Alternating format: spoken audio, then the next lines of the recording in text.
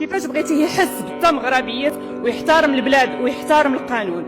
انسان ما قريتيش كتجي كتقول له ما مربيش خاصني نعاود لك الترابي.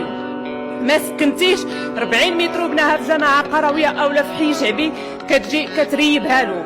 ما داويتيش كيمشي يقلب على اللي كويلو اولا على اللي يبخ عليه بالكيف.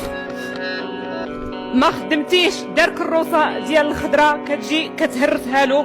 وتصورنا واضح بخصوص ثمن البيع النهائي للمواطن. زيت الزيتون ما خصوش يتعدى 30 درهم اللتر، زيت المائده 10 دراهم، السردين 3 دراهم الى غلا، بطاطا مطيشه فلفله البصله هادو مواد اساسيه ما خصهاش تعدى 2 دراهم في بلادنا لانها بلاد فلاحيه طبعا.